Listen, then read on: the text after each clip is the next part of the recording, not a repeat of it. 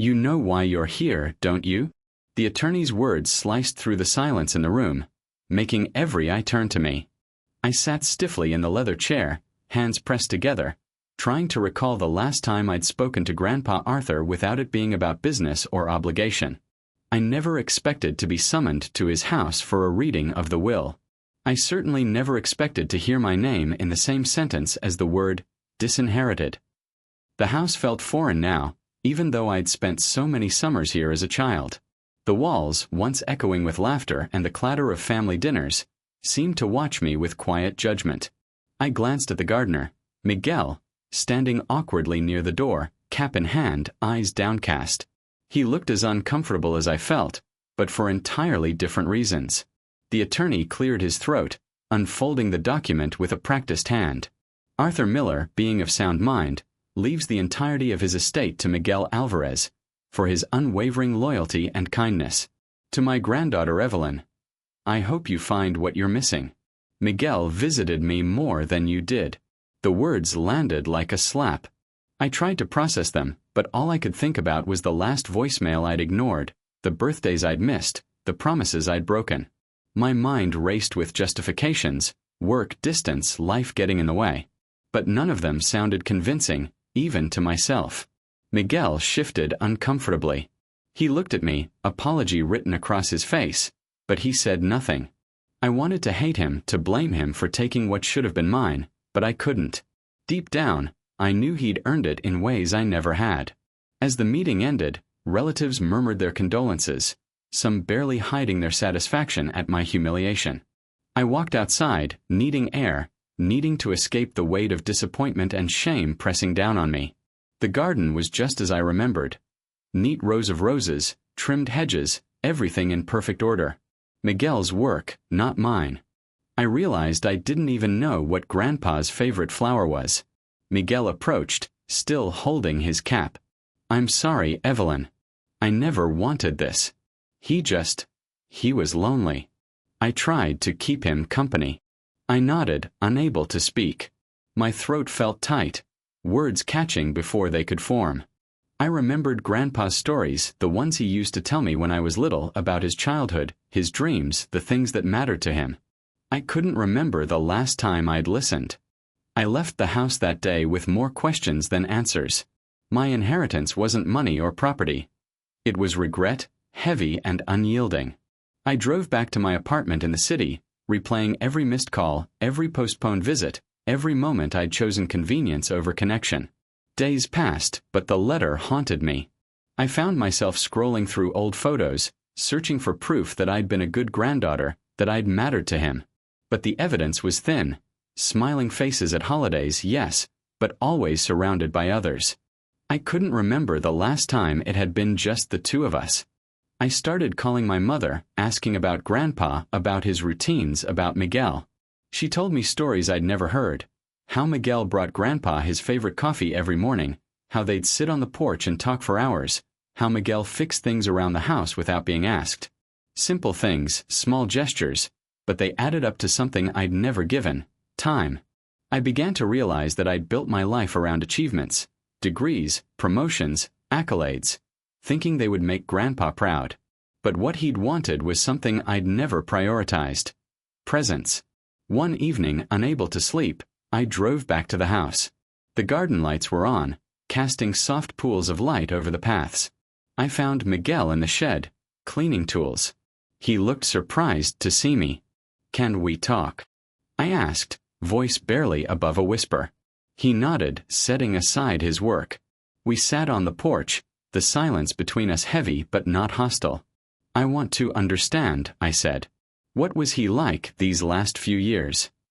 Miguel hesitated, then spoke. "He missed you. He always hoped you'd visit more. But he never blamed you. He wanted company. Someone to listen." I listened as Miguel shared stories about Grandpa's stubbornness, his jokes, his quiet generosity. I realized how much I'd missed, not just in his final years, but in all the moments I'd chosen to be elsewhere. By the time I left that night, I knew things couldn't go back to the way they were.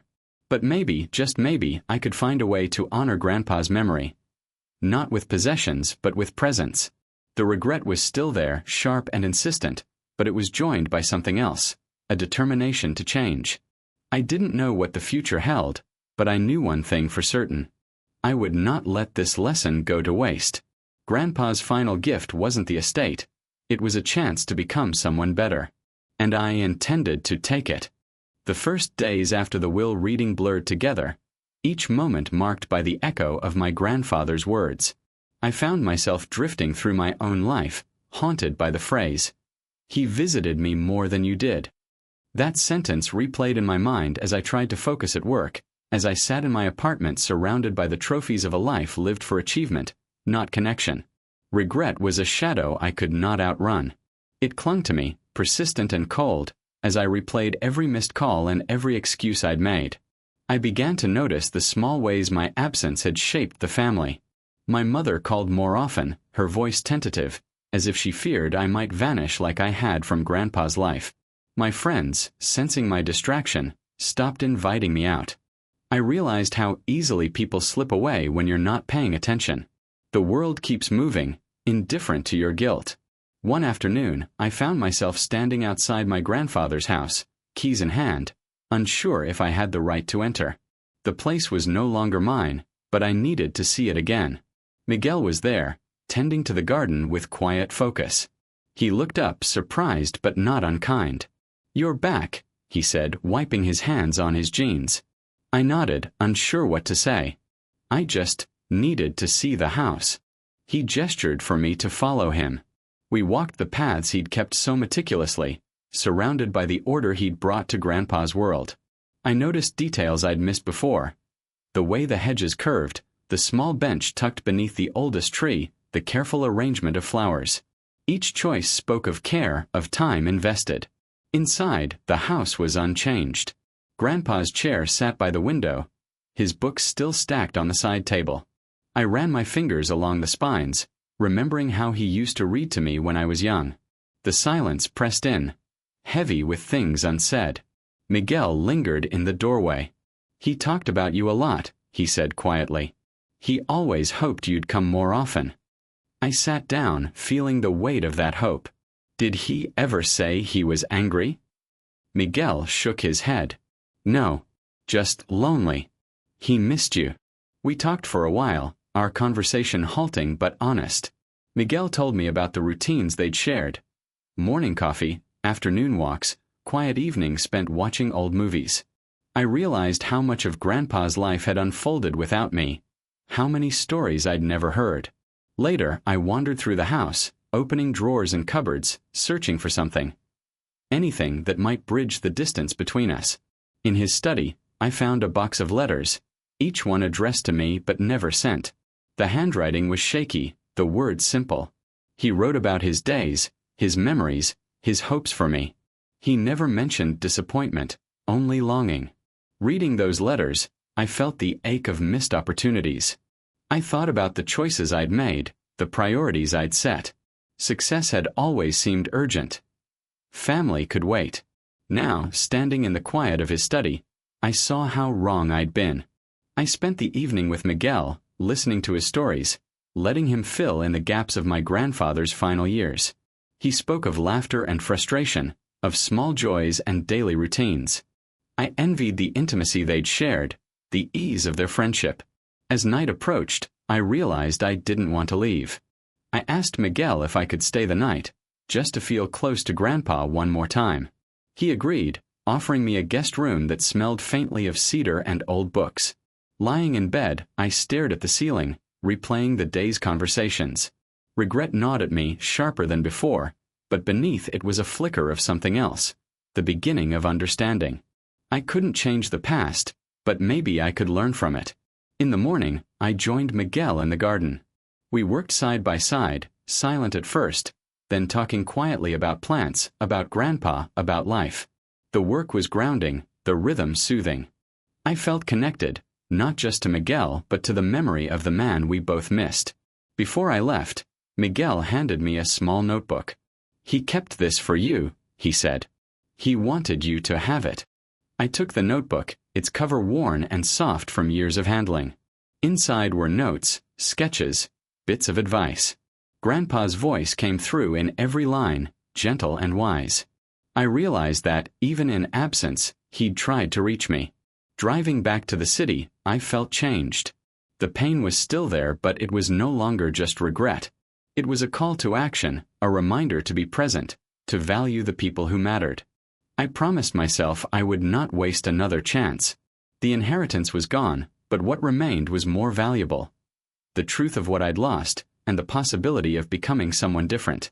The journey was just beginning. The notebook Miguel handed me became my anchor. I read it every night, tracing the words my grandfather had written in his careful, looping script. Each page revealed a piece of him I had never bothered to see. His hopes for me, his worries, his pride, and most of all, his loneliness. The regret that had settled in my chest grew sharper, but so did my determination to understand the man I had lost. I realized that my inheritance was not just regret, but the chance to finally know my grandfather, even if it was too late to show him I cared. I started to visit the house more often, always finding Miguel in the garden or repairing something in the house. Our conversations, at first awkward, became easier. I asked about Grandpa's habits, his favorite meals, the music he listened to, the shows he watched. Miguel answered every question with patience, never judging, never suggesting that I should have already known these things. He shared stories of quiet mornings spent with Grandpa, of laughter over simple jokes, of the way Grandpa would hum old songs while tending the roses. I listened, hungry for every detail, wishing I could go back and be part of those moments. One afternoon, as we sat on the porch, Miguel handed me a faded photograph. It showed Grandpa and Miguel, side by side, holding mugs of coffee, both smiling easily. I stared at the image, struck by how comfortable they looked together. "He was happiest when he had company," Miguel said quietly. "He missed you, but he understood you had your life." I wanted to believe that, but guilt gnawed at me. I confessed to Miguel how I had always planned to visit, always meant to call, but work and obligations had always come first. Miguel nodded, not unkindly. "It's easy to lose track of time," he said. "But he never stopped hoping you'd come." That night, I sat alone in the living room, surrounded by Grandpa's things. The silence felt different now, less accusing, more like an invitation to remember. I opened the notebook again, reading passages where Grandpa described his days. The weather, the neighbors, the books he read. He wrote about his aches and pains, but also about the comfort he found in routine. He mentioned Miguel often, always with gratitude. I realized that while I had been chasing success, Grandpa had found meaning in small acts of kindness and steady companionship. I began to help Miguel in the garden, learning how to care for the plants Grandpa had loved. My hands, unused to the work, fumbled at first, but Miguel guided me patiently. The physical labor was grounding, forcing me to focus on something outside myself. As we worked, Miguel shared more stories, not just about Grandpa, but about his own life, his family back home, his reasons for staying. I saw how their friendship had grown out of shared solitude, out of the simple act of showing up day after day. One evening, after a long day in the garden, I found myself sitting on the porch steps, watching the sky darken. Miguel joined me, and we sat in companionable silence. I realized that I was beginning to understand what Grandpa had valued. Not grand gestures, but presence. Not gifts, but time. The more I learned, the more I felt the weight of what I had missed. I thought about the years I had spent chasing promotions, traveling for work, convincing myself that I was building a future for myself and for Grandpa. But what he had needed was something I had never given. My attention, my company, my willingness to listen. I started reaching out to other family members, asking for their memories of Grandpa. My mother told me about his stubbornness, his dry humor, the way he always insisted on fixing things himself. My aunt shared stories of childhood summers, of fishing trips and card games and evenings spent listening to old records. Each story added another layer to the man I thought I knew. Slowly, I began to forgive myself, not completely, but enough to move forward. I realized that regret could only hold me back if I let it. I couldn't change the past, but I could honor Grandpa's memory by being present for the people who were still here. I started calling my mother more often, visiting friends I had neglected, making time for conversations that had always seemed less important than my to-do list. Miguel and I grew closer, our friendship built on shared loss and a mutual desire to do better. We talked about the future of the house, about keeping the garden alive, about ways to remember Grandpa together. I no longer saw Miguel as the man who had taken my inheritance, but as someone who had given my grandfather what I could not. One afternoon, as we finished planting new roses, Miguel turned to me and said, "He would be proud of you, you know, for trying." The words caught me off guard. For the first time since Grandpa's death, I felt a flicker of peace. I understood that my journey was not about reclaiming what I had lost, but about learning from it. The house, the garden, the memories. They were all reminders that it was never too late to change, to show up, to care. As I locked the gate that evening, I looked back at the house, feeling a quiet resolve. I couldn't rewrite the past, but I could shape what came next. Grandpa's final lesson was clear. Presence matters more than possessions, and love is measured in moments, not things.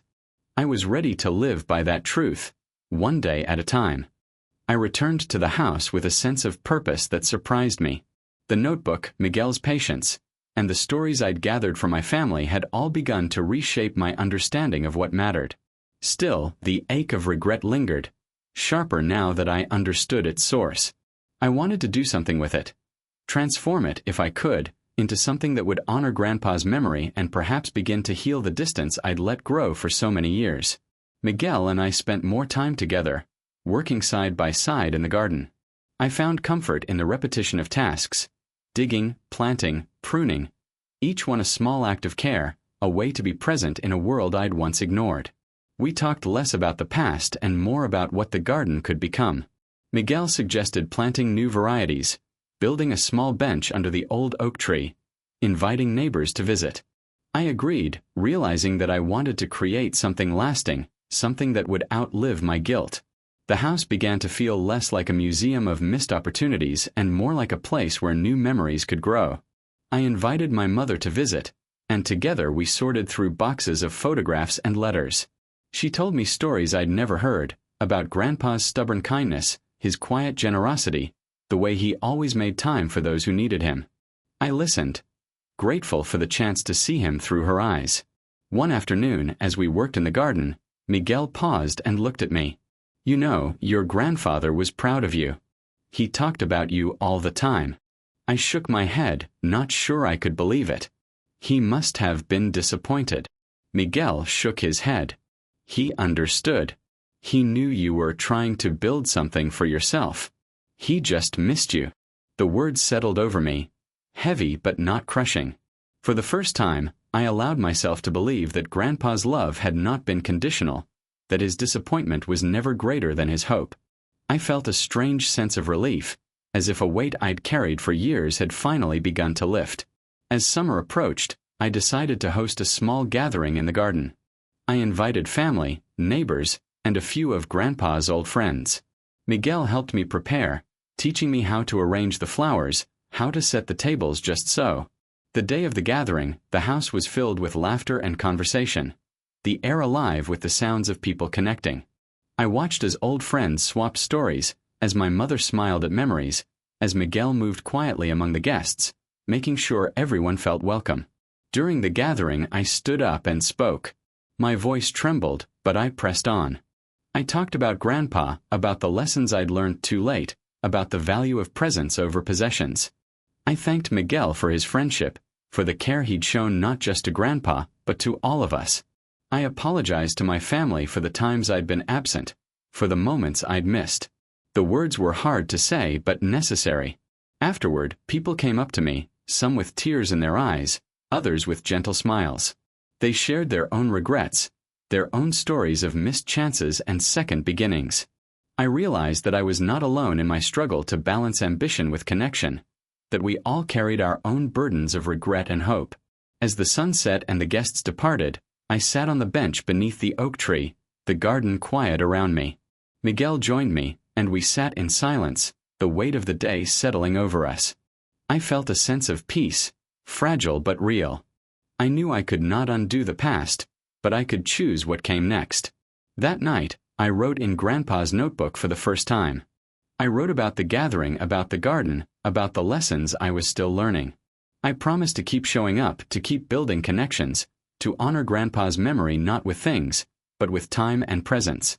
The regret was still there, but it no longer defined me. I saw now that it was only part of the story, a necessary chapter on the way to something better. The garden, once a symbol of what I'd lost, had become a place of possibility. I was ready to see what might grow next. The days after the gathering slipped by with a quiet clarity I had not known in years. I found myself drawn back to the garden and the house, not out of obligation, but out of a genuine desire to nurture what my grandfather had loved. The regret that once consumed me had softened into something different, a resolve to honor his memory by living differently, by being present, by choosing connection over distance. My relationship with Miguel evolved. We were no longer bound by awkwardness or resentment, but by a mutual respect and a shared commitment to the place and the man who had brought us together. We worked side by side, planning new projects for the garden and inviting neighbors to join us. The house, once a monument to what I had lost, became a space for new beginnings. I started organizing small gatherings, inviting family and friends, creating opportunities for laughter and conversation to fill the rooms again. My mother visited more often. We spent afternoons sorting through old letters and photographs, piecing together stories and memories that had long been buried. The conversations were honest, sometimes painful, but always healing. We talked about the past, about missed chances, about the ways we wanted to move forward. For the first time, I felt the possibility of reconciliation, not just with her, but with myself. Word of my grandfather's unusual will had spread through the family, and not everyone was ready to accept it. Some relatives questioned Miguel's role. Others wondered if I would contest the decision. I understood their confusion and hurt. I had felt it too. But I found myself defending Miguel, explaining the years of loyalty and kindness he had shown, the companionship he had offered when no one else had. I realized that my grandfather's choice, while painful, had forced all of us to confront uncomfortable truths about what we valued and how we showed it. There were tense conversations, moments when old wounds resurfaced. I listened as relatives aired their grievances, their sense of injustice, their fear of being forgotten. I tried to respond with honesty and empathy, acknowledging the pain without fueling the conflict. I encouraged open dialogue, inviting everyone to share their feelings and memories. Some found comfort in talking, others needed time. I learned that reconciliation was not a single act, but a process, a series of small steps, each one requiring patience, humility, and a willingness to see things from another's perspective. Miguel and I agreed to host a mediation with the family, inviting a neutral third party to help us navigate the remaining disputes. The process was not easy. Old resentments surfaced, and there were moments when it seemed we would never find common ground. But the mediator guided us, encouraging us to listen, to speak honestly, and to focus on the future rather than the past. Over time, the conversations shifted. We began to talk less about what we felt entitled to, and more about what Grandpa would have wanted. For us to care for each other, to keep the family together, to honor his legacy with kindness rather than bitterness. In the end, we found a resolution. Some assets were divided, others donated to causes my grandfather had supported. The house and garden remained with Miguel, but with the understanding that they would be a gathering place for the family, open to all who wished to visit. The process was imperfect, but it brought a measure of peace. We had not erased the pain of the past, but we had chosen to move forward together. As the first anniversary of Grandpa's passing approached, I organized a memorial in the garden. Family, friends, and neighbors gathered beneath the old oak tree. We shared stories, laughter, and tears. Miguel spoke quietly about the man he had known, and I spoke about the lessons I had learned, about regret, about presence, about the power of choosing connection over resentment. I thanked everyone for their willingness to come together, to forgive, to try again. That evening, as the last guests drifted away and the garden settled into quiet, I sat on the bench and opened Grandpa's notebook one last time. I wrote about the journey I had taken, about the ways I had changed, about the hope I felt for the future. The regret was still there, a faint echo, but it no longer defined me. In its place was something stronger, a sense of belonging, of purpose, of peace. I understood now that inheritance was never about possessions or property. It was about the legacy we choose to carry forward, the relationships we nurture, the love we share. My grandfather's final gift was not what he left behind, but what he inspired me to become. And for that I would always be grateful.